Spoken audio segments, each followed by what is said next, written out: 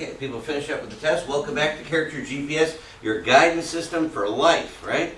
So last time we were dreaming big about what you could do with your life, how you could have a plan, a SMART goal plan to pursue those dreams. So today we're going to be talking about how to stay on track, right? Because it's very easy to get distracted, right? So if you remember, you can't hit a target you don't have, right?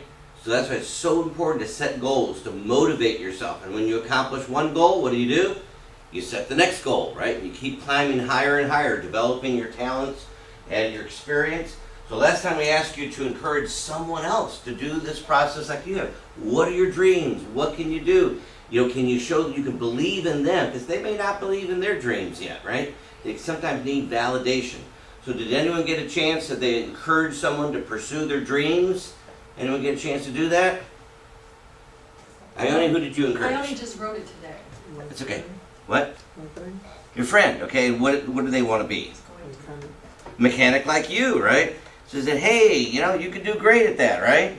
Wilson, do you have anyone you can encourage? Okay. Even girlfriend or something? What does she want to be? We haven't thought that far ahead yet. Okay. We haven't spoken to her for days. Yeah.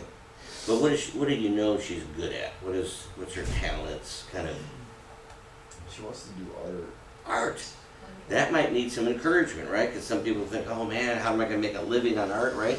But see, if you give them the chance, hey, if you want to develop that talent, there's always opportunity. You're willing to do well. Wesley, did you get to encourage anyone?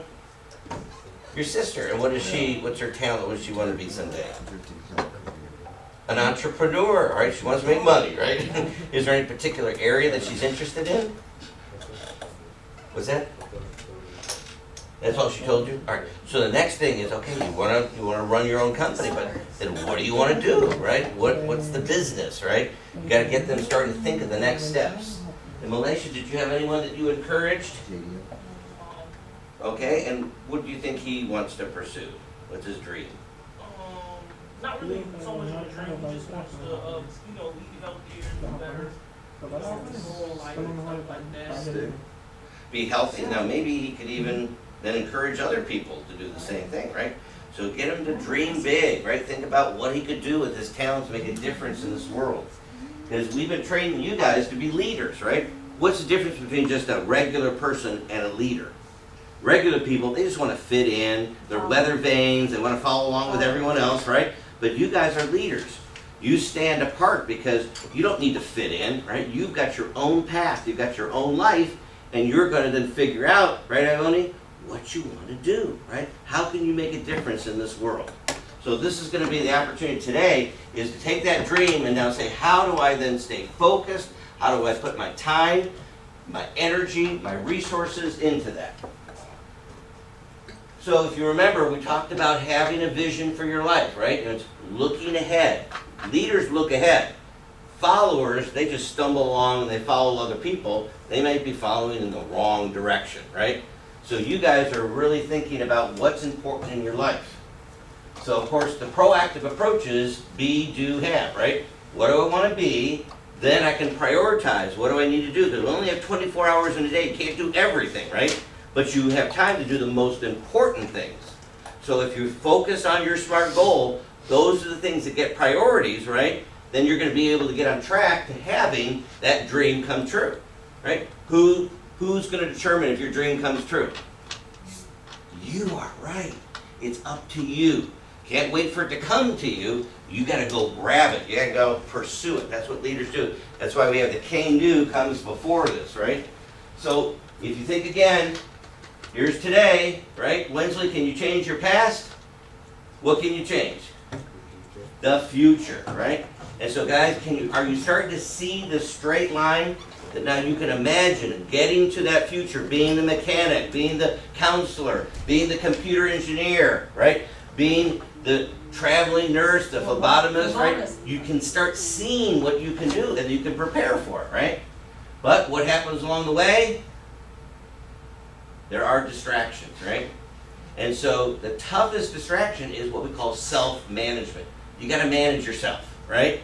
And so especially as you guys, bless you, As you're preparing to go off on your own, you're not at home anymore, you're hitting the adult world, right? No longer a kid, you now got to manage yourself. And that's where a lot of people haven't done much preparation. They have bad habits, they don't know how to discipline themselves, right? Bless you. So the key is, can I manage myself? Can I discipline myself? Can I keep focused? So I don't need parents or other people to tell me what to do. I know what I need to do, right? That's the key here. So we're going to help you do that today. So how many have seen a 3D movie, right? What's the difference between a 3D movie and a regular movie? The 3D movie, what? It kind of like comes out to you, right? It has that depth look to it. It's an optical illusion, but it looks like it's coming out at you, right? So that brings it to life instead of just being a flat screen. Well, we use that then for your 3 T's, because your 3 T's will bring your life to life, okay? So writing in your book now, write this in at the beginning of Venture 5, we are going to help you focus on the 3 priorities. Managing your time, managing your temptation, and managing your treasure, your money, your resources, right? So writing that in. So, you finish up. So if you waste time, can you ever get it back, Ione? If you waste your time, can you get it back? No, right? It's valuable. It's in the moment. So that's why you have to prepare. How am I going to use my time? Rather than just spending your time. Anyone can spend their time. You're alive, right? But if it's not productive, then we've wasted, right? We've wasted that resource that you could have put towards pursuing your dreams. How about temptations, right? We all have temptations. Things that are distractions, something that look good, but may not be good for you, or certainly in quantities, right? You know, like a kid goes into a candy store. They get overwhelmed. There's so much candy, they want all of it, right? But that wouldn't be healthy for them. So you got to be able to decide, what do I need? How can I discipline myself so that I manage my temptations and I don't let that distract you? And then, of course, the last part is your treasure. So how do you manage your money, right? How do you use your money as a tool? Remember, your money, your treasure is not the goal, right? Because you can never have enough money. Money is a tool to help you accomplish your goals, right? Get to school, pay for your your home that you're going to live in, your food, right? It's a tool to help you get what you need. Make sense? Right, so we're going to look at managing those 3 things. So the first thing is we're going to talk about time management. So this is in your book. Now, I get paid $2,000, $5,000 a day for doing time management in companies. Why is that? Why would they pay so much? Because time is money, right? If you know how to use your time wisely, you can make money at your job serving your clients and doing the things you need to do, right? So we're going to help you learn how to manage your time. Up to this point, you probably haven't had to do that very much, right? So the goal then is to see, I can divide my time into 4 categories, okay? So in your book, the first one is things that are urgent and important. We call those must-dos. So a must-do is something that's important, it's deadline-driven, and if you didn't do it, there would be a negative consequence, right? So an example would be like coming to GPS class, right? It's a must-do, right? You guys get to get the tools for success, and we have a schedule. We're here on Thursday, right? You show up on Friday, or I'm sorry, Wednesday. You show up on Thursday, we're not here, right? You missed it, right? So it's a must-do because it's urgent and important, okay? The second category, things that are not deadline-driven, but still can have pressure on you, is interruptions. People want your time. If you had people texting you, calling you, wanting you to do something that they want you to do, but it may not be your priority, right? So how do you handle these interruptions or these distractions? This is key in managing your time, because people will suck the time out of you, right? I mean, Wilson, you're really good at helping people. Well, people will talk all day about themselves. You have to kind of manage the time, work through my process. Okay, now you go work on that for a little bit, and then we'll talk again another time, right? Not going to solve it all in one meeting here. So we got to be able to handle distractions. Then the next category, things that are less urgent. They're not pressing on you, but they're very important, right? So preparation is the key to success. Most people don't do the preparation because it's not urgent, right? So what are those things? Practicing, working ahead, development, exercising, eating right, doing all the things that you have to make yourself do, right? because otherwise it's not going to happen. So for instance, if you're in sports, you would practice before the game, right? So the coach wants you to practice. If you didn't practice, what would happen to your performance in the game? Right. Probably not good, right? It'd be bad. But if you practice hard, then you're ready to play hard in the game. Coaches usually can tell how their team's going to do by how well they practice, right? So practice, you heard that saying, practice makes perfect, right? So the more you work on something, you build your skills and abilities, you're going to be able to do it better. You study for a test, you ace the test, right? So preparation is linked to the must-do. Before a must-do, you should do the preparation for it. Make sense? So what do? We put together your PowerPoint, we make all the copies, we do all the things to prepare so that our class can be run efficiently, effectively, and give you what you need. Otherwise, if we just showed up and said, oh, hey, let's just talk about 3 T's today, we'd ramble, right? But we have a structured approach to get you what you need. All right? Now, the last category, these are things that are less important and less urgent. Why would you do something if it's not important and it's not urgent? Why would you do it? Because it's fun, it's escapism. It's escaping from the reality of your life, maybe responsibilities that you have, things like that, right? So people sometimes want to escape from life. Well, if your life is so good, you don't have to escape from it. But sometimes people, they don't have a great life. They haven't prepared, they haven't planned, they want to escape, right? And it's fun, but it's fantasy, right? It's not real. So people spend a lot of time on social media, on computer games, right? There's nothing wrong with being entertained, but it should be something that's the lowest priority, right? Take a little break from the good things that you're doing, right? The things that are important. Don't make that what's important. I had some kids tell me, oh yeah, I got to level 20 of Halo or something. I said, if that's what you think accomplishing success is, don't put that on your resume, right? If I see anything like that, I throw those resumes away, right? I'm looking for serious people who know how to discipline themselves and use their time wisely, okay? But we could be doing activities in any of those areas. So Miss Debbie's going to give you 4 Post-it notes. I want you to write down 4 activities that you spend the most of your free time on. So not school and not sleeping. What do you do with the rest of your time? So write 1 activity per Post-it note. Where do you spend the time? Let's analyze how well you're using your time. Okay? So what do you do when you're not at school and you're not sleeping? How do you feel the rest of your day? Write 1 per Post-it note.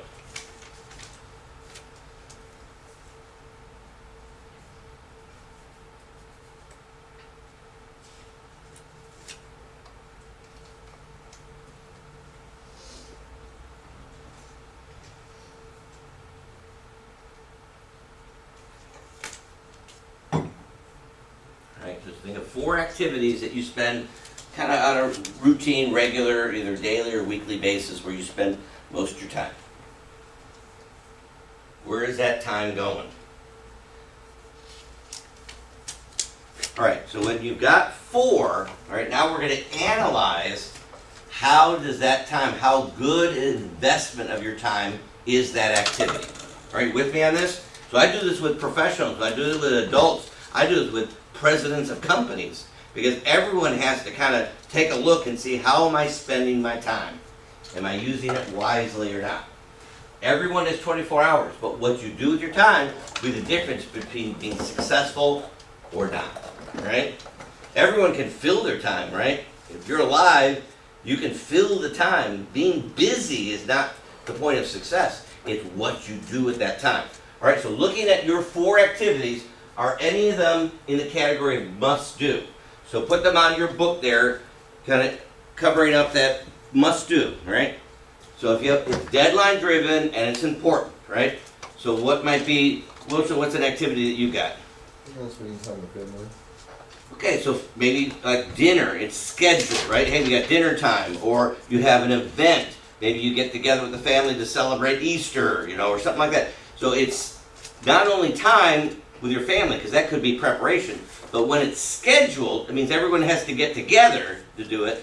Now that makes it a must-do. See what I'm saying? So these are things that are urgent and important. Anyone else have a must-do in their 4 activities? What do you have? Melissa? Self-care. Self-care, okay, so again, if you've scheduled time to exercise or whatever, you've created a routine for yourself. Getting to bed at a certain time, right? That would be a must-do. Some of us don't get to bed on time, right? And then we're tired the next day, right? So you have to discipline yourself, self-control. All right? The next category would be preparation. So do you have anything that's not as urgent, but it's important to prepare for the must-dos in life? So put that over the preparation box. All right? So put that post-it note over on your grid. So you kind of get an idea of where you're spending your time. So any must-dos, you put it over this. Now this is a preparation, so kind of looking at how you're using your time. All right, so who's got a preparation? Yes, Wilson? Checking on friends. Say again? Checking on friends. Okay, so again, he cares about his friends, he's checking on relationships. Hopefully he's catching, maybe nipping a problem in the bud before it blows up on him, right? So that's preparation. That's good. Be checking in on people. Anyone else have a preparation? Maybe homework? Do you spend any time doing homework or research? What's that? Cleaning would be a preparation, right? Any of your chores at home. Again, eating right, exercising, any of those things could be preparation, right? Taking care of yourself. All right, now, distractions. Does anyone have any distractions?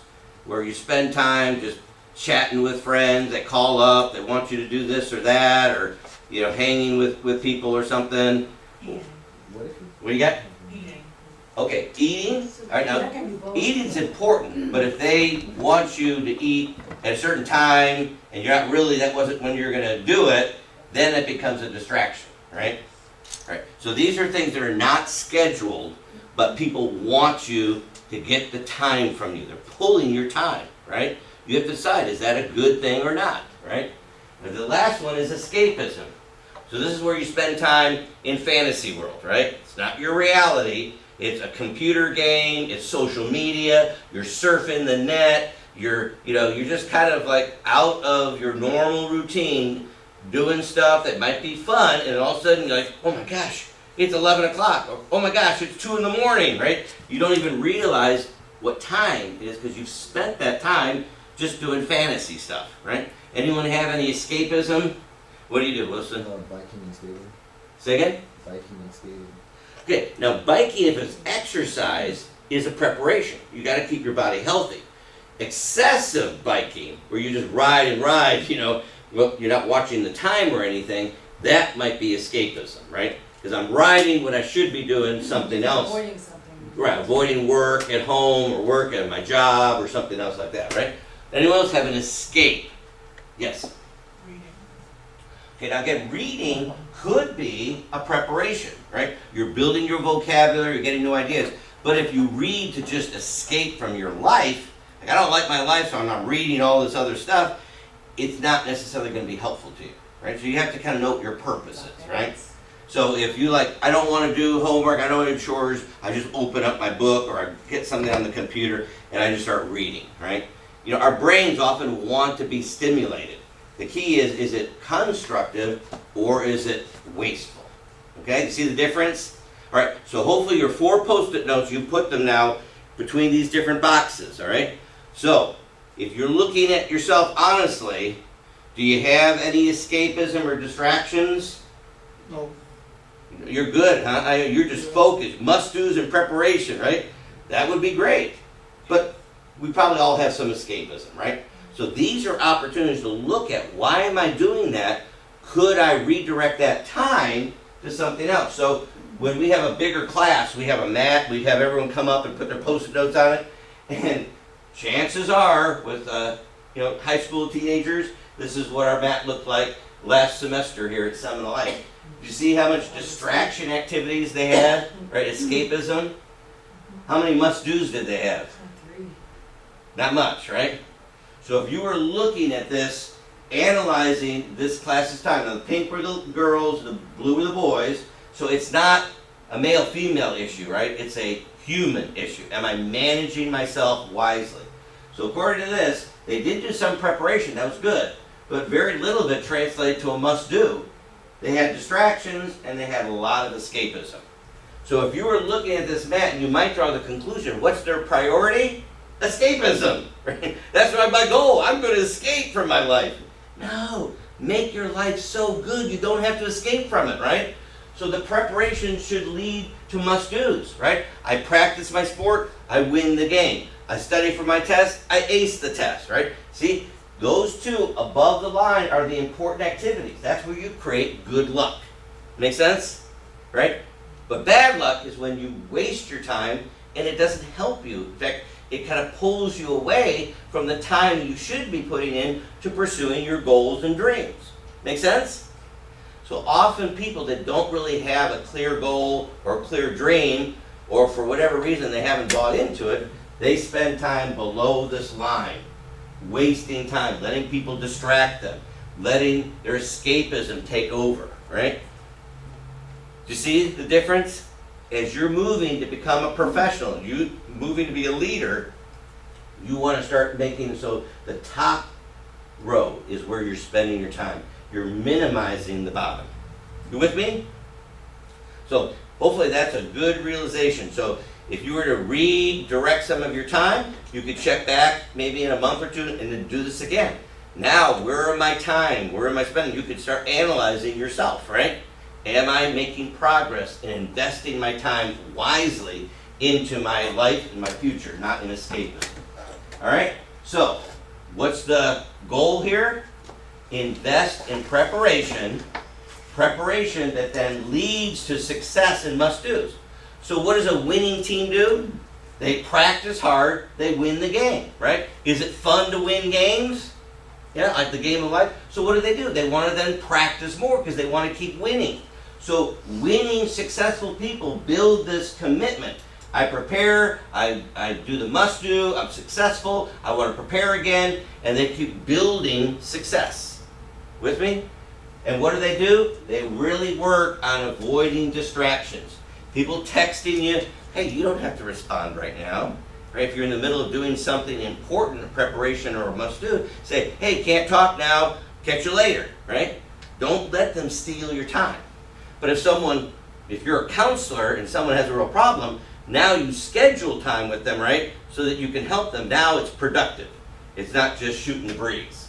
See what I'm saying? Yes. But what if it's like, what if like they call or something like that, and you kind of wanted to talk to them, but like you could also do what you're supposed to be doing at the same time. So like you're If you can multitask, that's fine. If it's just like chore or something that doesn't take a lot of concentration. But you might say, hey, I'm in the middle of doing this, but I really want to focus on talking with you. I'll be done with this at like noon. Can we talk at noon? And they say, yeah, see, now you've scheduled a win-win, right? They want to talk to you, you want to talk to them, but it's a time that's more constructive for the both of you. See what I'm saying? That's what professionals do, okay? That's what you do to take control of your life. So time management is huge. It's a lifelong challenge. As I said, professionals come to my workshops to get a tune-up and see how am I using my time, am I doing it wisely, how can I make improvements to it, okay? Because where you put your time is where your priorities are. If you put a lot of your time in escapism, what are you saying about your life? I must not like my life because I want to escape from it, right? Make your life so good you don't have to escape from it, right? Do things that you enjoy doing that's successful, that's winning, that's helping you. You know, so that's why your goals are so important. Because if you accomplish those goals, you feel good, right? And hopefully then you'll make a good living and you'll have a great life. All right? With me on this? All right, because we're going to build on this, how you use your time. So, your habits are owned by who? You, right? So don't let anyone else change your habits. If you're not using your time wisely, then you have to desire. Say, hey, I don't want to waste my time. I don't want to escape. I want to build a great life. Your desire then leads you to, all right, what is a better use of my time? I look back at my goal, SMART goal plan. What are activities I'm supposed to be doing that will give me my future? And then you keep practicing them, and after 30 days, it becomes your new habit, right? So break a habit, build a habit, 30 days, right? And it's your choice. You're in control of your life. Don't make someone else have to manage you, okay? You manage yourself. So what we're saying then is when you do preparation that leads to must-do activities, you're creating success. But if you allow distractions and escapism to suck your time up, you're setting yourself up for failure. Can't blame anyone else. It's your choice, right? So the question is, what do you attach to, right? We're designed to attach to things. Do you decide to attach to things that are productive for you or things that are not? So that's the choice. So what keeps people from setting those goals? In your books, it's the word motivation, right? You've heard that before. Who motivates you? Yourself, right? Remember the fish exercise we did, right? You have to choose. It's your choice. You can lead a horse to water, but you can't make it drink. We just finished up on time management. So now these students know how to use their time wisely. All right, so now we're on motivation. So when you now know how you want to use your time, you have to motivate yourself to do it, even if you don't feel like it, right? Remember, don't be a weather vane. Don't only just do what you feel like doing. You discipline yourself to do it until it becomes your habit, and then it's easy to do it. So the effort that you put in is your motivation, right? Successful people are willing to put the effort in to develop their talents, their skills, their careers, right? So what should be the goal? Do your best, right? If you do your best at everything, 30 days, your best is your habit, right? And then those are the people that I hire, people that are committed to doing their best. Wilson, why would I hire people like that? People who do their best because they know that who are actually doing what they're supposed to. Right, I can count on them, right? They're going to be responsible people that are going to be productive. I hire those people. But what's the opposite of putting the effort in trying to do your best?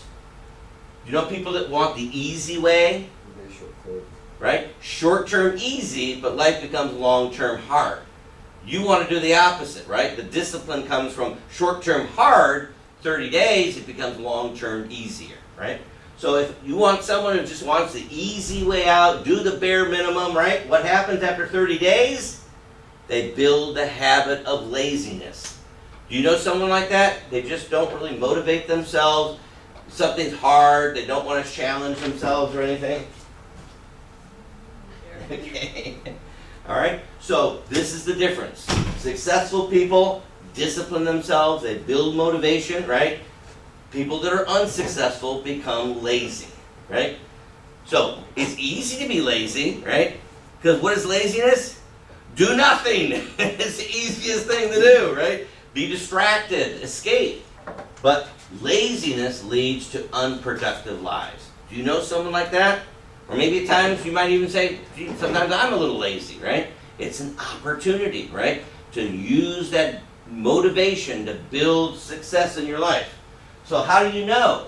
Well, there's two modes to be in motivation. One is what we call compliance mode. This is in your book. It's the bare minimum, right? If you do the bare minimum to get by, we call that compliance mode. How do you know you're in compliance mode? When people have to nag you to do things you're responsible for. They have to remind you to do your chores. They have to remind you to do your homework. They have to remind you to get up to go to school. If you have to be reminded, right, you're in compliance mode, bare minimum, right? So what's better than bare minimum? Right? Being motivated says I'm in commitment mode. I'm committed to my future. I'm committed to my dreams. I'm committed to do what's right. No one has to tell me to do it. In fact, my standard is higher than other people expect. Those are the people I love to hire, right? And they get promotions, and I give them incentives, right, at the job, because you can't make them do it. They do it because they want to do it, right? Dr. Perez is self-motivated, right? She doesn't have everyone telling her what to do. She sees kids, she schedules visits with families. When she sees that kids are struggling, she's motivated. She's committed. She goes beyond maybe probably the call of duty, right? Miss Debbie and I, we're committed, right? We've been doing this 12 years. We get up early on Wednesdays and Thursdays to fight through traffic to get here to be for you, right? So we're committed. We believe in what we're doing because you guys are our future, all right? You see the difference? In our culture, would you say our culture is more compliance or commitment? Commitment. Do you think our culture is committed? Compliant. I think our culture, the American dream, used to be committed. People worked very hard. A lot of times now we're seeing more compliance, right? Doing the bare minimum, not committed to do their best, right? I thought of y'all. Say again? I thought I meant y'all. Just you know. Well, yeah, we're committed, right? How about marriage, right? You make a promise to someone in our culture, hey, you know, it's not, baby, it's not feeling so good, right? The commitment isn't there. But if you're committed, you work on a marriage, right? So you make investments in that marriage. So Miss Debbie gets a foot rub and back rub when? You remember? Every night, right? Right? That's my way of showing her that she's priceless, my commitment to her, right? You know, and she makes us food, lunch. I don't think do I look like I missed a meal? We're doing pretty good, right? So we take care of each other, right? We help each other along the way. Commitment, if you get in the habit of being committed to things, guess what? You're going to have a successful life, right? You're going to have productivity. But if you're only going to do compliance mode, that means you're looking for the easy way. And sometimes the easy way out is not to do it at all, right? To quit. Unfortunately, our culture is becoming more quitters these days. It's kind of sad, isn't it? Especially since COVID. After Yeah. COVID, A lot of people everybody's just quitting. staying home. All right, so this is the opportunity. You as leaders build commitment in your life. Go beyond what other people expect, and you will see how people respond to you, right? They want you on their team. They want to hire you for the job. They want to give you the promotions, okay? So what are we saying? The 16 core values to success, one of them, write that in your book, self-control. When you can discipline yourself to have self-control, to do what you know is the preparation and the must-dos in your life, you're going to be successful, right? So what do you have to practice? Proactivity, effort, courage, commitment, hard work. And if you do it for how many days, it becomes your habit? 30 days. Then you are the real deal, right? Under pressure, people can count on you because you are a self-control person. Make sense? But people, when they're squeezed, when they're under pressure, if they're not self-controlled, they go off the deep end, right? They do drugs and alcohol and other escapism because they can't handle the pressure, right? They can't handle the heat in the kitchen, so to speak, right? So, if you practice, you become the real deal. You're a leader that people can count on, right? So you feel good about yourself, you'll have success, you'll have freedom, and people will trust you, okay? Wouldn't that be the way you'd like to live your life? Right? People can count on you and trust you. So, what are we saying? Build a good character. Take these principles we've been teaching you. Say, I want to be that. I want to be a self-controlled person so I can stay focused, use my time wisely, and make the habits.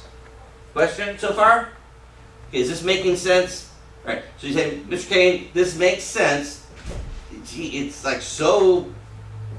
it's so obvious, right? But just because it's common sense doesn't mean it's common practice, right?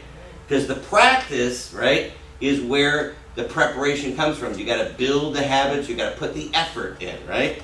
So it makes sense, but if you don't do it, it doesn't change your life. So we're giving you that opportunity today, all right? So now we're going to, oh yes. Is that page supposed to be on there? That was just like that review slide, yeah. Wait, so it's Just- supposed to be on there?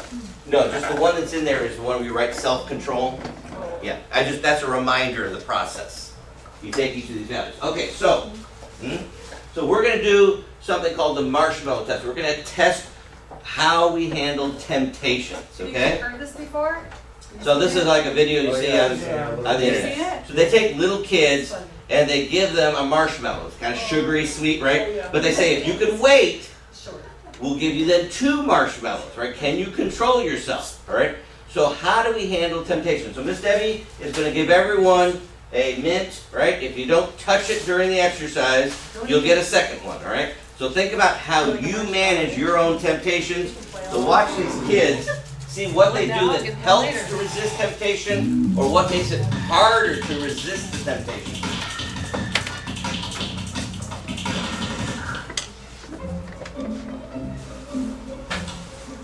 All right, so these are little kids, right? Alright, here's the deal. Marshmallow, for you. You can either wait, and I'll give you another one if you wait, or you can eat it now. When I come back, I'll give you another one, so then you'll have 2. But stay in here and stay in the chair till I come back, okay? Alright.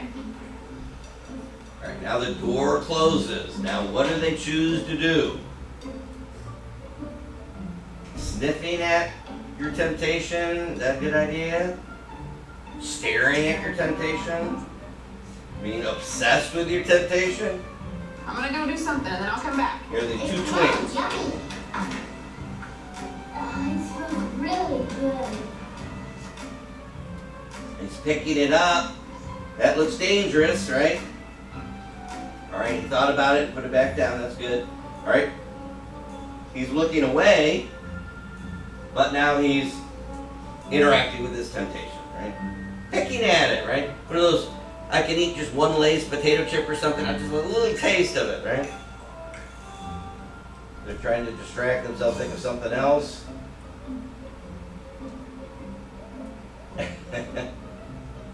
She's picking away. Just a little bit, right? Alright, so it's up to you. You can have it now or you can wait. Okay?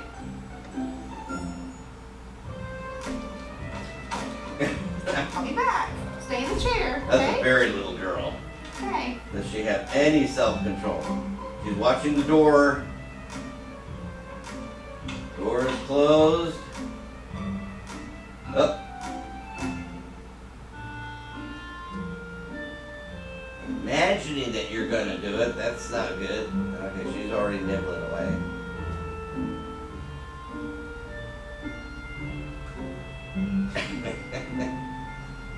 Alright, he looks like he's more under control. Oh, playing with it, nibbling.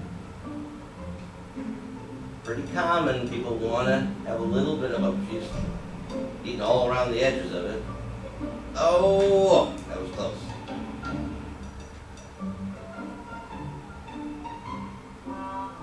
Alright, so I'm gonna leave and then I'll come back, okay? So you can either Just eat a it little right bit. now or you can wait. Either way, okay? She has like no self-control.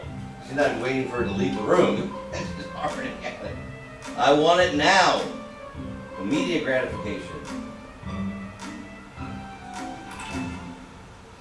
How'd you do? Did you do good? You made it. You did? You wanted to eat it, didn't you? Yeah. So did I tell you I'd give you another one? Okay, I can have both. You need 'em. You really wanted those, huh? She crashed and burned. Okay. So again, just real quick, as you watch little kids, does that kind of make you think about your temptations? Can you avoid your temptations? Can you control them? Right? So what was a good strategy to avoid the temptation?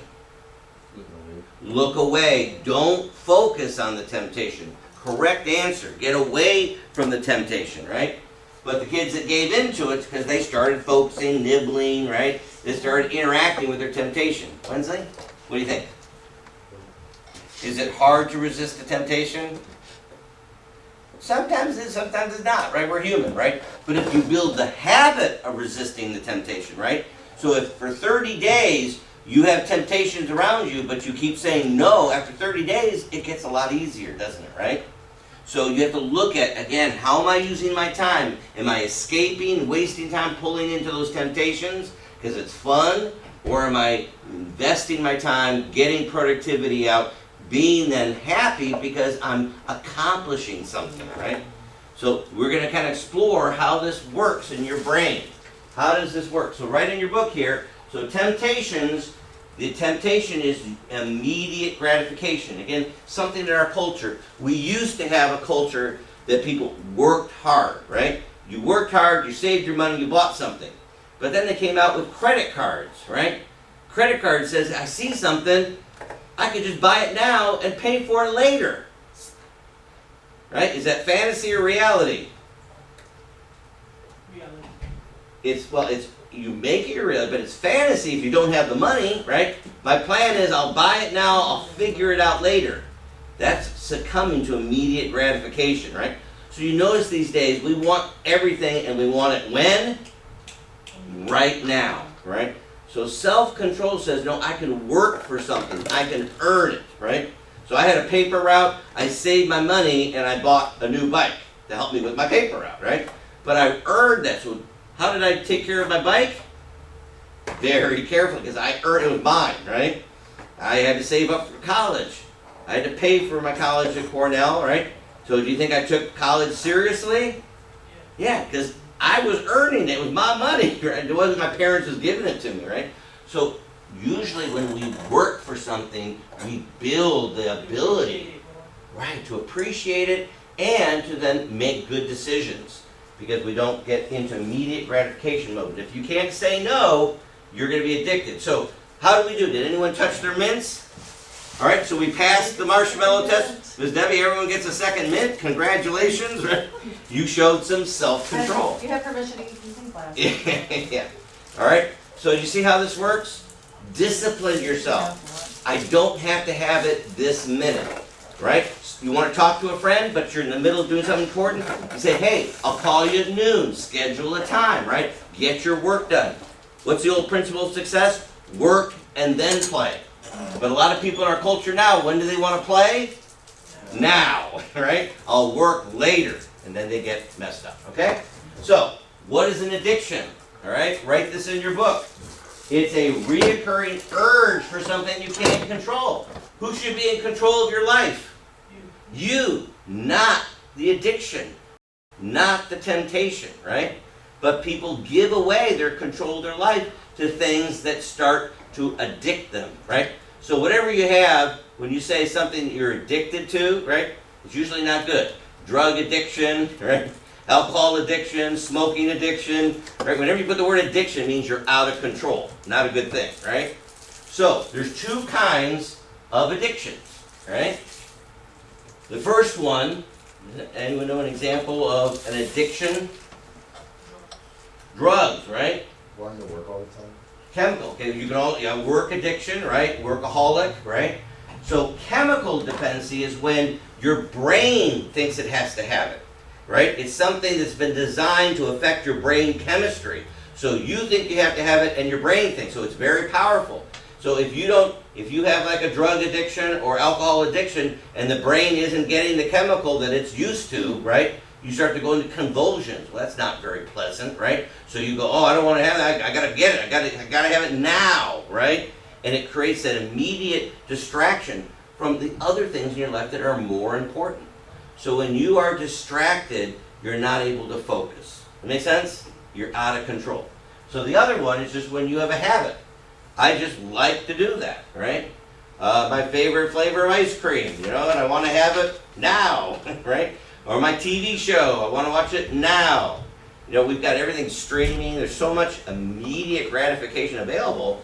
It gets harder if you're not willing to discipline yourself, right? Because you could spend all day being entertained, but what happens at the end of the day? Is your life productive? No, because you've escaped from it.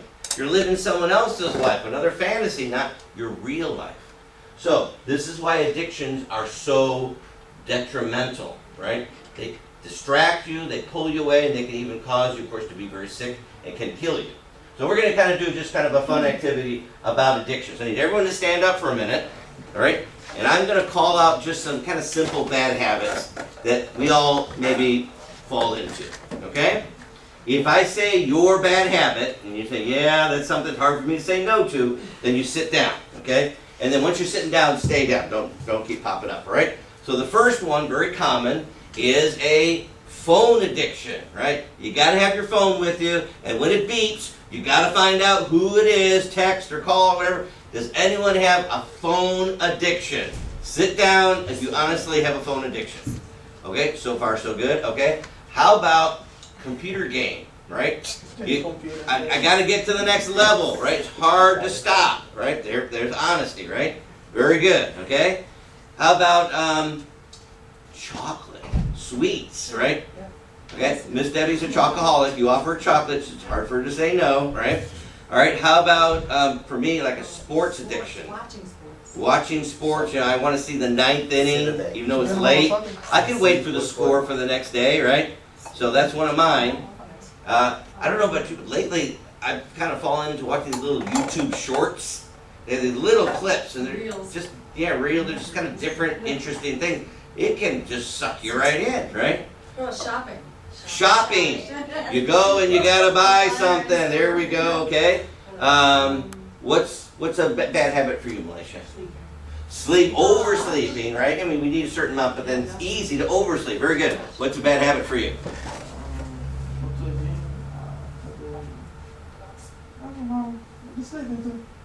Sleeping too. Okay, so the point is we all have some bad habits, right? So we can all work on self-control. The more we discipline ourselves, the more we're able to say no to things that may not be good for us. We don't want to allow addictions in our life because it takes over. All right, so you get the idea. So now we want to have the healthy approach, right? So be, do, have, right? Focus on your dreams, your SMART goals, do those activities, right? Use your time wisely, preparation a must do, and then you're going to have success in your life. It will be lasting, and you're going to feel good about that sense of accomplishment. We'll explain in a few minutes what that does in your brain, right? Why do you feel that That's on way, the next page. right? But if you're not focused on goals, you're very susceptible to be distracted, right? Your vision, your goals helps to motivate, helps discipline you, right? So what happens? A lot of people, pleasure. I just want to have fun. I just want to feel good, right? Well, that's true, but if it's artificial, if you just have to have it right now, you're not willing to work for it, after a while it could become an addiction, right? I got to have pleasure. I'm always looking for pleasure. I'm distracted from what I should be using my time for, right? It gets bigger and bigger when you feed that addiction, right? I got to have pleasure, got to feel good. Can we really feel good all the time, 24/7? No. We're designed to work and then have the fruit of our work show us the pleasure, right? We've accomplished something. But for some people, their vision shrinks when pleasure takes over their life. Have you noticed that? An addiction takes over you're always thinking about where am I going to get my addiction met next. It consumes you, it distracts you. You're not thinking about what you should be focused on, your vision, right? Because you're always thinking about how am I going to feed that pleasure, right? And it takes over your life. It can ruin your life and ruin the life for people around you. Addictions can be very costly, right? They can cost you your life. So we're going to talk about this for a minute because this is really serious. At our age, if you fall into the have, do, be, I got to have immediate gratification now, right? So I do things to get that pleasure, end up being addicted. Make sense? All right, it's a trap that we can fall into. All humans have that. That's why we have to be able to have self-control and focus.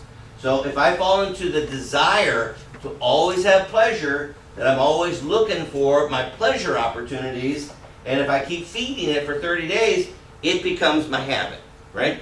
So not only am I maybe chemically dependent, my brain thinks it has to have it, but I think I have to have it too. Does it make sense? So what happens in this process? Well, we're designed to attach to things. The healthy approach we've shared with time management is focus on preparation, the must-do, have success. Everyone likes to win and have success, so then you do more of it, right? But the people that can't manage their temptations, they can't manage the pleasure, is they got to have it when? Now, right? The addiction to having immediate gratification. They go into fantasy world and their lives become a mess, right? And you can see the slippery slope that people fall into. So what are some things that happen? Well, our bodies are designed, yeah, we got a handout for this. Our bodies are designed to have positive chemicals. So my 10th grade chemistry teacher, Mr. Watson, said you have all the chemicals in your body to have the highest high or the lowest low. You have to learn how to manage them, okay? So for instance, if you achieve a goal, your body releases in your brain positive dopamine, all right? Dopamine makes you feel good. You ever accomplish something and you say, wow, that felt great? Or you get a task done, that felt good to check something off your list? It's because your brain released dopamine automatically. You didn't have to do anything, right? It's designed to reward yourself. Okay, that's the way we're wired. Or, let's say, for instance, you exercise. It releases endorphins. Endorphins give your body extra kind of like painkillers. You know, whatever might be ailing you, it makes you feel better. The pain goes away, right? But when we don't have that, what do? We take Tylenol, we take ibuprofen, we take painkillers, right? You can get addicted. And those things have addictive chemicals in them. All right? How about laughter? Did you realize when you laugh, you release endorphins? Right? So that's why we like humor and jokes, right, and stuff. It's a natural process. Our body is releasing a chemical in our brains, endorphins, that makes us feel good when we laugh. Who's smiling? So that's why we don't take life so seriously, right? You gotta live a little bit, right? Don't take everything so seriously. Gotta have positive. I also recently read that singing releases dopamine. And singing, right? All right. How about oxytocin? It's a hormone that makes you feel like you're connected to people. So when you help people, Like Wilson helps. yeah, counseling.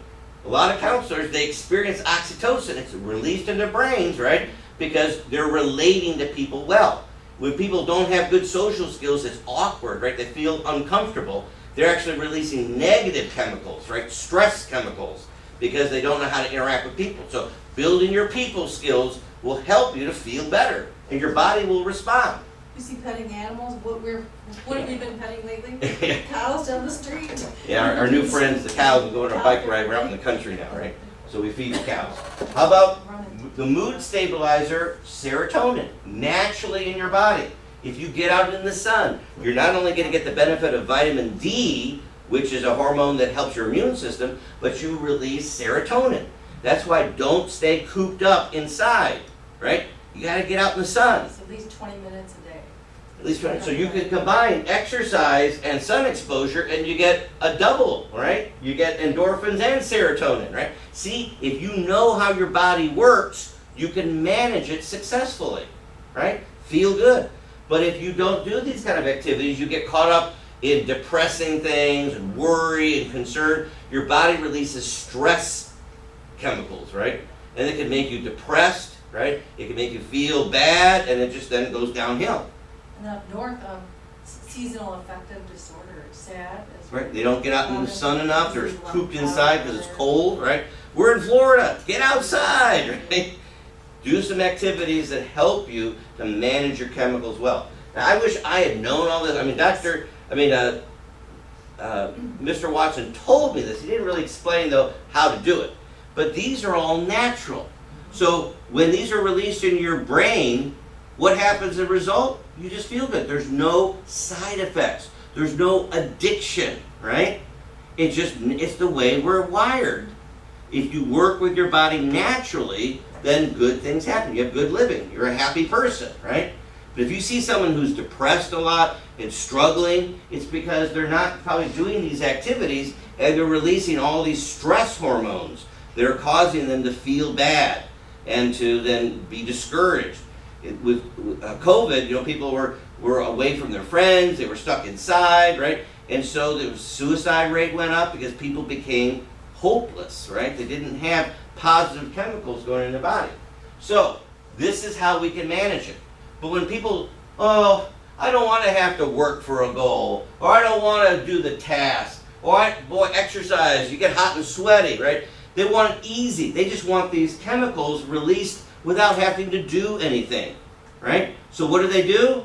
They take illegal drugs, right? Illegal drugs immediately affect your brain chemistry to release these chemicals without it naturally being done. So, okay, yeah, you feel good, you get the high, doesn't last long, but now the extra chemical, the drug, right, whether it's marijuana or cocaine, and they get worse and worse to get more high, right, they become addicting. Your body isn't naturally designed to handle them. So, what happens if your body isn't naturally designed to handle marijuana or cocaine or THC or whatever it is, right? It determines who you are. Right. Your body can't process it.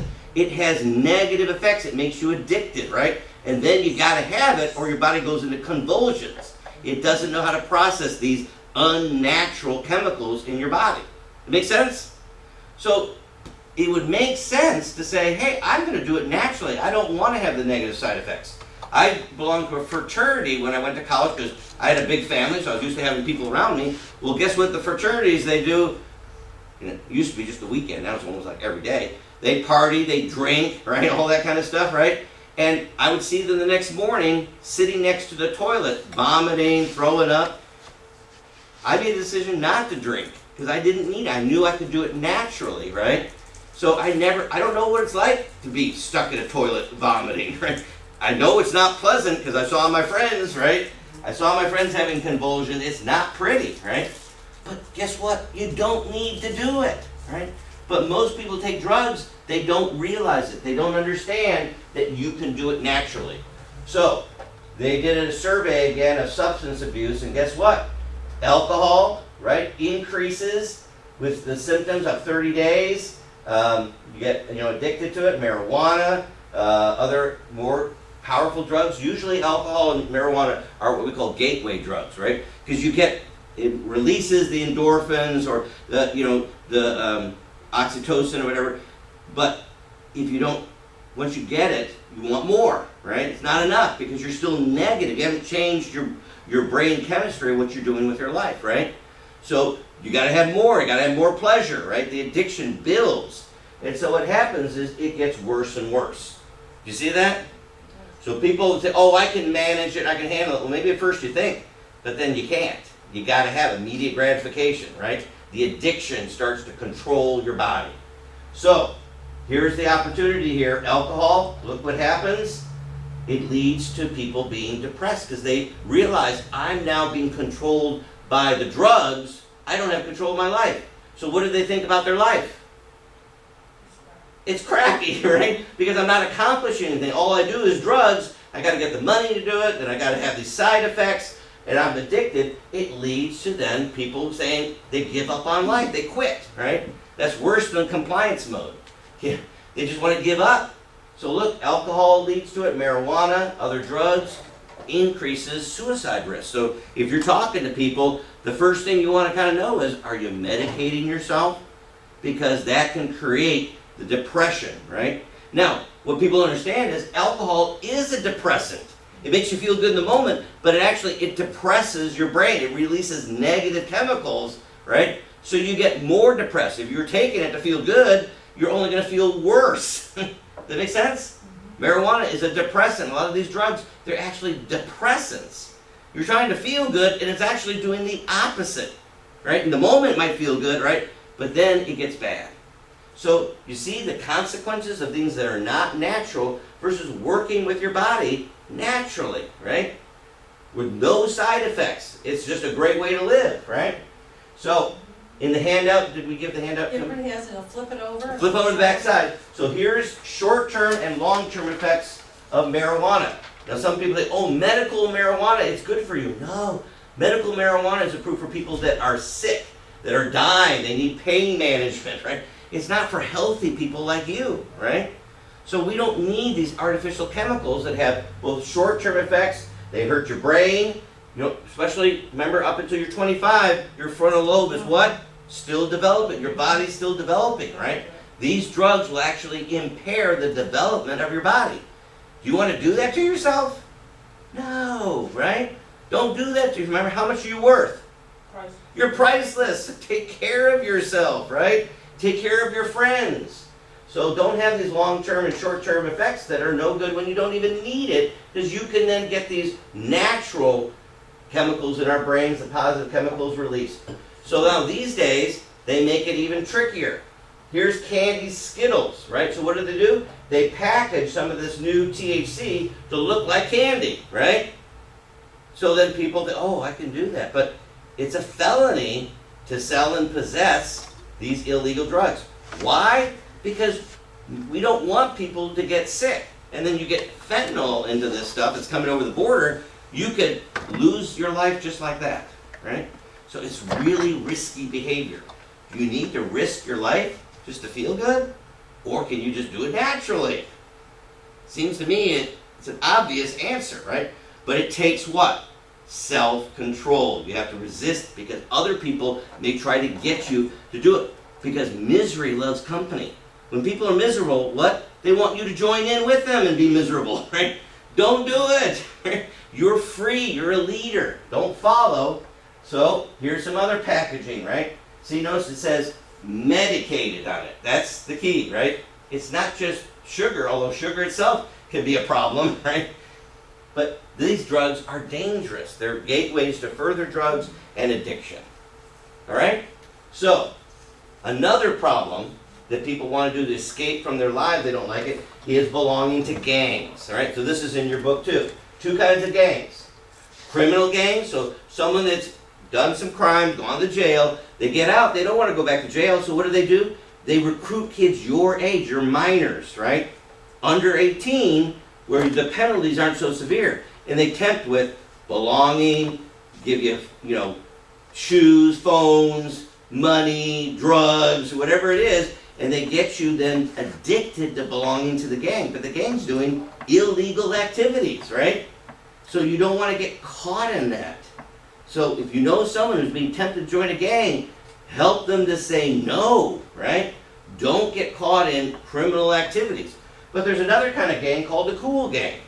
That's for people, they don't feel good about themselves, they're not leaders trained like you. They want to follow, they want to join in. So what do? They join the cool gang. So being the cool gang, they have to bully someone who's not cool to show that they're cool, right? They give up their choice, their free will. They normally wouldn't probably do these bullying things to the other kids, but to be in the cool gang, what do they have to do? They have to go along with the cool gang. So they pick on other people to try and make them feel better. So cool gangs are very dangerous because bullying is dangerous, right? Bullying releases negative chemicals in people, wants them to then escape from their lives because they don't like to be bullied, right? It's unpleasant. It can create, again, people to want to be suicidal, to escape from their lives. Do you see how a gang is a group of people with a negative purpose. Teams are a group of people that have a positive purpose, right? So a baseball team, a sports team, hey, you're building your exercise, you're learning how to compete, work as a team. That's good, right? Our class is a This is a learning team right here, guys. You are special, right? But a gang is a group that has a negative purpose. Do not give up your freedom and join a gang because they'll steal your freedom from you and make you do things that you normally wouldn't do. Are you with me on that? So again, the addiction to belonging. I gotta belong, so I'll even join the gang so I belong to something. That's not who you want to belong to. So, what does that lead to? Well, then people have an addiction to gun violence. How does this happen? School shootings, right? So here's an example. Heath High School, December 1st, 1997, right? A shooter then hurt people. What was their backstory? They enjoyed violent video games. They had been a target of bullies and suffered from a variety of diagnosed mental illnesses, all right? Another one, Columbine High School, 1999. 2 students shot people, killed people, right? What was their backstory? They played violent video games. They were often bullied, right? Sandy Hook, a 20-year-old, again, not healthy, right? What are they doing? Spending a lot of time in the basement playing a wide variety of video games, was a loner, known to have then mental illnesses that they developed, and a fascination with guns.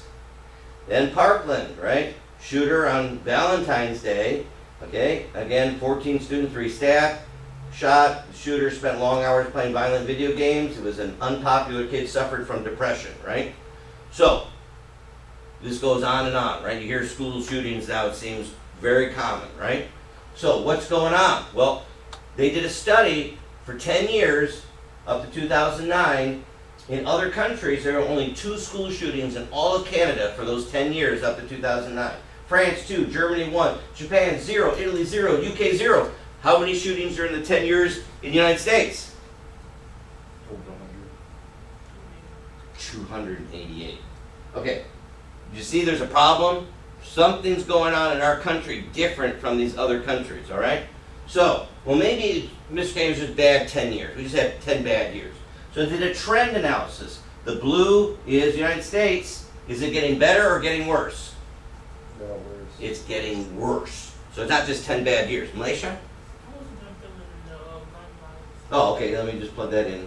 Okay, so you can plug in some of these different things. So, there's a pattern when we went to study why is the United States having a problem versus other countries. What's going on here, right? So, in the study, they came to an observation of a pattern that people fell into, all right? I'm going to share with you the pattern, and once you see it, it's obvious. Okay, it has to do with everything we talked about, addictions, right? And these and negative activities of bullying and so on. Right? You got it all?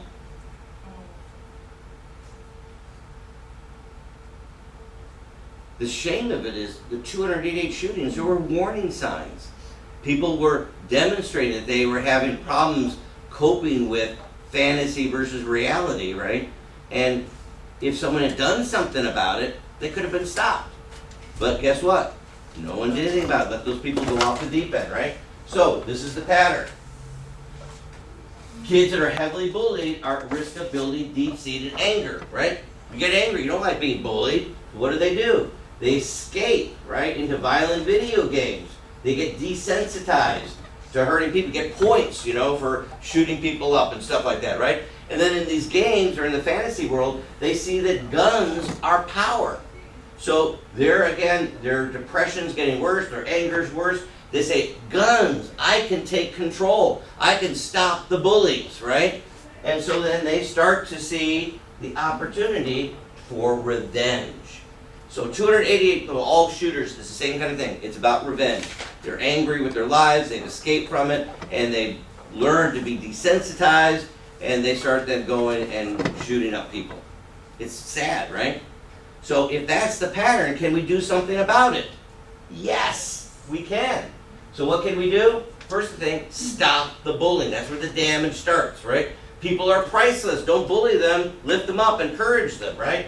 Secondly, if someone needs a friend, you see someone sitting by themselves at lunch, go over and talk to them, right? Wilson's really good at that, right? Hey, how you doing, right? Just start to interact with them. Don't let them be on their own. When they're on their own, that's where they go into that negative fantasy world. Report if you see one who's fascinated with guns, right? Now, you're not being a tattletale, you're actually getting them the help they need. It's a mental health crisis, right? People need help. You gotta get them help, right? You're doing them a favor. So again, report any kid that's bragging about having guns. What are they doing? They're playing out their they're testing. And if you don't say anything, they think, oh, hey, I guess it's okay, right? You say, hey man, you don't want to do that stuff. You gotta get away from those guns. That's big trouble, right? If they hear that from you, it like shakes them back out of fantasy back into reality, right? I don't want to hurt people. I don't want to get in trouble, right? So you gotta help them. Report. There's a no joke hotline that's available, right? You can report people that are struggling, so you can do it kind of, anonymously, right? But the key is these people need help before they go off the deep end. So again, encourage them people to join teams, not gangs, right? Gangs encourage the negative, the violence, the bullying, all the negative things that ruin people's lives. So again, this is where you can be a hero. And guess what? If you help somebody, what does that do in your brain? It releases oxytocin, right? You feel good when you've helped somebody, right? So you're helping them, you're helping yourself, right? Learn how to use your body's design naturally. That make sense? All right, so now, realizing this, we have an anti-bullying mentor leadership club. When you finish our program, you can help with summer camps. You can help take the pledge against bullying, where you say, I'm going to stand up and stop bullying wherever I see it, right? It just takes one person to say, hey, we don't do that here, right? Malik, he was a Stewart student, and then he's been helping with summer camps, building up his leadership. He was Middleton. Yeah, he goes to Middleton High School now, yeah. So what's the principle? People don't plan to fail, they what? They fail to plan, they just go along with life. They just let themselves get depressed and pulled in to all the negative stuff, wasting time, right? In fantasy or distractions. But if you have a plan, which you guys now have your SMART goal plan, to pursue your dreams, you can say no to all those distractions. I don't need to escape. I'm making my life so great. I enjoy it. And guess what? I'm releasing positive chemicals in my brain when I do that, right? See how that works? You can set yourself up for success. But some people, again, their desires, are they on temptations or their desires for their goals in their life? To become motivated. It's what habit you decide to create in your life. So you can have bad luck, right? Be attracted to the negative things, or good luck, use your time and invest it wisely. See what I'm saying? So, Here's a friend of ours, Derek, he's gonna tell you his story, because he got pulled into that whole world of addiction. So listen to his Hello, Jeff and Debbie. experience of My life. name is Derek. Jeff and Debbie asked me to share a little bit of my story, my testimony on why I don't participate with drugs and alcohol anymore, which was not the case for most of my life. I'll tell you how it started for me. I always wanted to feel different for some reason, or I wanted to try to fit in. And in doing so, when at 12 or 13 years old, I started smoking cigarettes. I started to use other tobacco products. That progressed when I was 14 to start drinking. When I did these things, I wanted to do it again. Even though a lot of times I would feel sick from doing them. I would smoke a cigarette, feel sick. I would, chew tobacco, feel sick. I would drink and feel very sick because I did drink a lot when I would drink. And even though I did those things and they made me feel sick, for some reason I just wanted to continue doing them. And it was either the crowd that I was hanging out with, or again that I just wanted to feel different, or just kind of felt like I didn't fit in anywhere. And that progressed into me smoking marijuana or weed or pot or whatever you call it these days. I ended up smoking pretty much every single day through my high school years, and I also would drink as much as possible when I could. And I didn't excel much in school. Surprise. And I would attribute that to being preoccupied with drugs and alcohol. I did play a lot of sports. I did excel in sports. I actually got a scholarship to college for tennis. And the thing is that when I left for college, most of it was paid for, which my parents were very happy about. But unfortunately, when I got there, because of my drinking and drug usage, I ended up failing out within the first year. Now, I don't have many regrets in my life, but to ruin an opportunity like that to get high or to get drunk, looking back, is just not something that I wish I would have done. Let's just say Not proud of it. I moved back home, to Florida, and my drug and alcohol usage progressed from there. What became, or what was something that was fun to me, and I was smoking pot and having fun and giggling, and then I would drink and I would have a good time, and let me not say that I didn't have great times. I did when I was doing a lot of these things. But the thing is that looking back, it didn't add anything to my life. Right now, I live an incredible, fulfilling life. I have more fun than I've ever had in my life, and it has nothing to do with drugs and alcohol. There's nothing that drugs and alcohol can add to my life. And so the other thing that I want to impress on you is that today I have peace of mind. And what I mean by that is that when I would drink or do drugs, I always was wondering, okay, am I going to get caught? Why do I feel so bad? And when am I going to feel better? Who's going to find out? There was always something that was a negative that was attached to me doing these things. And they always say, what goes up must come down. Well, if I'm getting high and I'm getting drunk and I'm on this extreme high sometimes, well, it's going to be the opposite effect. And so, I try to limit those things in my life these days. I just try to have like an even, easy, even keel life. That's what I really try to do today, and that's what gives me peace of mind. It progressed into even worse things. I ended up going to jail quite a few times because of my alcohol consumption and my drug usage. It took me to places that I never thought I would be. And I think starting out, you think, oh, this is pretty innocent, I'm young, and that, that's in a sense true, but where it could lead to is much more than that. And, I've done pretty much every single drug that you can think of. I don't say that to brag. I say that I've tried them all. There is nothing that drugs and alcohol can add to my life.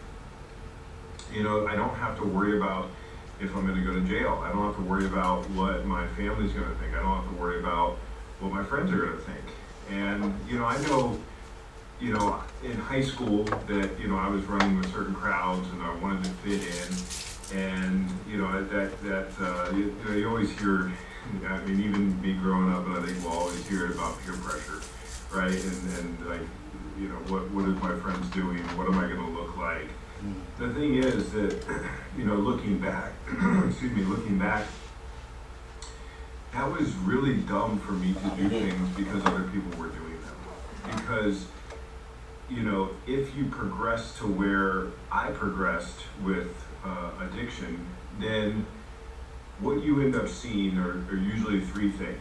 Either you see the person going to jail, you see the person getting put in an institution like a drug or alcohol rehabilitation center, and the last thing you see is death. And you know, the first two, yeah, I mean those are kind of like normal things. People obviously live through them because they're not death, but the dying part never dawned on me. Like it never, like if somebody, you know, like I did have friends that were young that died because of alcohol consumption, and it didn't bother me at all. Like I just didn't, like it didn't make me denial, right? think any differently. It didn't make me want to do differently. It didn't. It was of no consequence to me. But you know, as you get older, those things start to kind of, you know, you start to think about those a little bit more. And I've been to jails, I've been to institutions. And so, you know, there's only one thing left that could happen with me, because I don't want to go to jail again. I don't want to go to another institution. They were, you know, the institution was great for what it did for me, but the thing is that the truth of the matter is there's no reason for it. You know, and I don't mean there's no reason for those places. I mean there's no reason to get there. There's no reason to have to go there if you can just stop. Now I'm part of a program that I go to, and I go on a daily basis. It's a great spiritual program for me that I love, and I go there because I want to, and I also feel that I need to. But there's a lot of different ways to stop. You know, there's a lot of different ways to not continue on a certain path, or to never get into that path. And you know, I don't know what that path is for you, if that's an issue for you. Obviously, Jeff and Debbie are a great resource, and they can connect me with other great resources. But the path that I chose works for me, and I've been able to stay sober for quite a while. And again, I just want to impress on you that there's nothing that would entice me to go back and do the things that I used to do. The peace of mind that I have is greater, it's greater to me than anything else that anything could add to my life. Drugs and alcohol can't do that. In fact, it steals my peace of mind. Again, as I said before, you know, I start thinking, okay, what's going to happen to me? Who have I hurt? You know, when I drank, I felt horrible after. You know, it wasn't do anything for me. And today, like I said, I have peace of mind. I have a great relationship with my parents. I have a great relationship with my son. I have a great relationship with friends. I don't hold back from doing anything. You know, I mean, a lot of times people think they can have more fun, or if they go to a concert or play music or play sports or whatever that is for you. You know, I always thought it was more fun if I was drinking or using drugs. And that's just not the case, because I do all the same things that I used to do, and I have a much better time. And when I drive my car, I don't have to worry about if I get pulled over, because I'm not inebriated. I'm not under the influence of anything. You know, when I wake up in the morning, I don't have to feel that. You know, it's just where I got sick and tired of being sick and tired, because that's what this can lead to. That's what any type of drug use or alcohol usage can lead to. And so, again, I just want to impress on all of you that it's not needed. If you need help, get help. It's out there.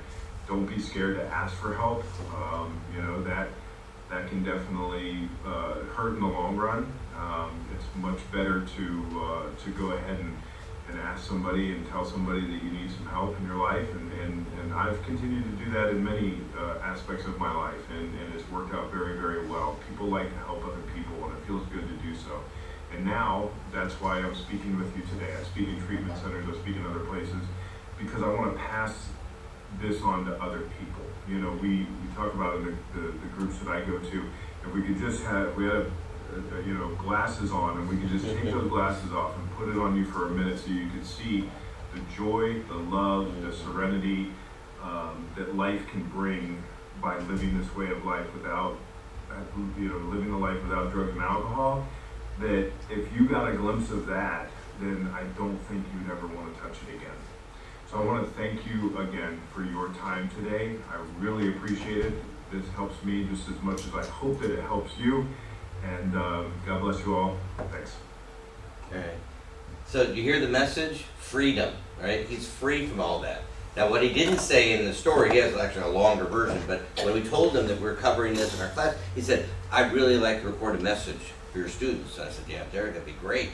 And so this is what he put together for you, a message of freedom from all these addictions. What he didn't tell you is he was married, and guess what? What did the addiction do to his marriage? It destroyed it. And so, right, so he has a son, he's rebuilt now a relationship with his son, but he didn't have to go through all that. So as I told you, you know, my witness is kind of like different. It's not that I'm a better person than he is, we just had a different path of choices. But I was raised in a family of 7 kids, I had older brothers and sisters, and I learned at a young age, I didn't need to make the mistakes that they did, right? So I learned to be observant and watch, right? And so if you can see what his life is and say, I don't want to live that, I don't need to go through that, I can learn from someone else's mistake, right?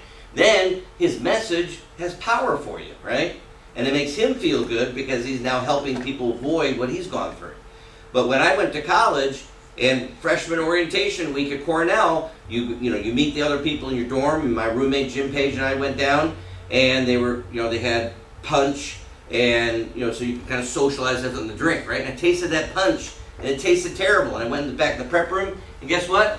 Gilby's gin, right? They had spiked the punch. So I went to the resident assistant who's running the party, right? I said, why are you spiking our punch? We're all underage, right? And, oh, that's college, you'll get used to it. And I said, well, couldn't you offer a spike and a regular punch so we could choose because it's breaking the law? And she looked at me like I had 3 heads. So I went out to Jim and I said, Jim, they're spiking the punch and we don't have a choice. And it was a defining moment. We decided to create freedom in our lives. We walked out of that party and we did college our way. I'm paying for it, right? I don't want to, ruin it with addictions and partying and drugs and so on. I don't need that, right? So I made that choice, and the benefits that I had not only through college, right? Did really well in college, got good jobs and everything. But now I go to the doctor, right? He checks, things. I'm 63 years old, right? And he, checked my liver, and he said, Jeff, your liver's pristine. It's like a 15-year-old's, right? What does your liver do for you? It cleans your blood. It helps your immune system, right? So I'm rarely sick because of that choice that I made way back, right? My liver's in good shape. People that drink a lot and abuse their bodies, right? They have cirrhosis of the liver, all sorts of health problems, right? So again, the choices you make now will not only immediately benefit you, but they're going to benefit you for the rest of your life. You're going to build the self-control. You're going to have the ability to use the chemicals in your body properly, right? So we're going to give you the opportunity here with what I just passed out is if you'd like to take a pledge and say, hey, I'm going to take this opportunity to learn from the mistakes I'm seeing there and use my body wisely. So you can just print your name up at the top and then you're basically 5 things. Resist the temptation for immediate gratification, right? So we saw the little kids have trouble doing that, but you guys are old enough to be able to say no, have self-control, right? Say no to anyone who tries to get you to do it, right? You don't have to fit in, right? You're leaders, right? You've got your own goals, your own life. 3, encourage anyone that you know that you can then tell them the problems, why you don't need these artificial drugs, right? And if they're willing to be educated, you can share what you've learned from us. I wish I had known all of this earlier. I could have explained to my friends why I wasn't drinking and so on, right? They just thought I was being antisocial or something. Like, no, I'm being smart. Number 4, prioritize investing your time then to put to your dreams, right? Preparation, to must-dos. Create a life so good you don't have to escape from it, right?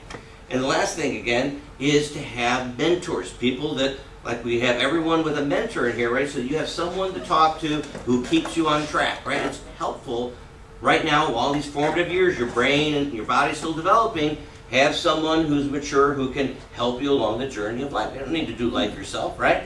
So if you're interested in signing this, if you want to sign it today, just say, yep, I'm going to take that pledge, I'm going to do my best. We have a GPS challenge coin, not available in any store.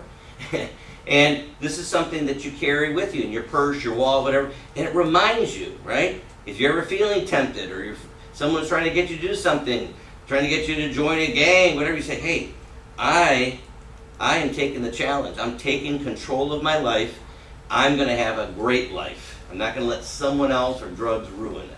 So if you're interested in taking that pledge, this is the opportunity to do it here today. We thank Derek, obviously, for being able to say no. The challenge coin, something you'll have for the rest of your life, and maybe even a story you can tell to someone else of the decision you made that might help them make that decision, right? So this is where you can be a leader. So again, we need to say no to addictions. And we've got your teaching sheet here so you can teach what you learned today to your family or friends. Guys, you've done great today. So again, on your teaching sheet, put your name at the top, right? Now, does everyone know the 3 T's? You got to manage your time. What's the second T? Temptation, and then treasure. Okay, obviously there's tools in your book as well. You can have about managing money and making wise money decisions. But the best money decision you can make is not wasting it on drugs and addictions, right? All right. An addiction is a reoccurring, what's the U word? Urge for something that you can't control. Who should be in control of your life? You, not the addiction, right? 2 kinds, chemical and habit, right? You can change your habits, but once you start getting your brain messed up with these drugs, these chemicals that are addicting, you're putting your brain, your body at risk, right? So here's all the opportunities that you can teach. Guys, we're so proud of you and what you are doing in a leadership role. We want to share with you these tools that can change your life. So maybe today is the day that you want to make that pledge. So the last thing I'll just say is knowing wants and needs. So what's an example of a need? Something you have to survive. What's something? Food. You got to have food, right? What else do you have to survive? Water. Water, correct. Malaysia, what else do you need? Needs don't go away. Food, water, positivity. We've seen that, right? Very good. All right, what else? What's something you need to have? Well, don't go away, you need it.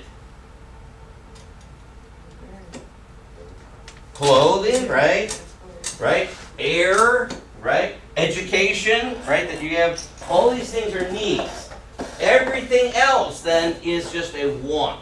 So what would you prioritize? If you're writing down in your book here, needs, those are the basic, right? You need to have education and water and clothing and shelter and all. Those are the needs. The wants are the extras, right? You can say no to immediate gratification of wants because you don't need them, right? You can live a great life without it.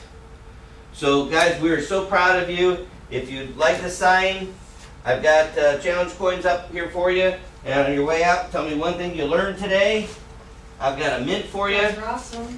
But today could be the first day of the rest of your life that you've taken a powerful stand for yourself.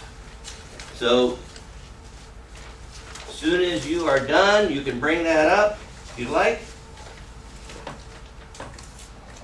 Malaysia, looks like she has signed. There is your challenge coin. Congratulations for taking control of your life. And one thing, Malaysia, that you learned today about managing your life. 3 T's. And temptation. Right. So temptation, can you live without the temptation? You can say no to it, right? That is powerful. Lindsley, one thing you learned today. Say again? Right, because if you waste time, you can never get it back, okay? Did you want to sign that or you want to think about it? Oh, you signed it, all right. Awesome. Guys, There is your official GPS challenge coin, congratulations. fire those coins in. All right, Wilson, one thing you learned today.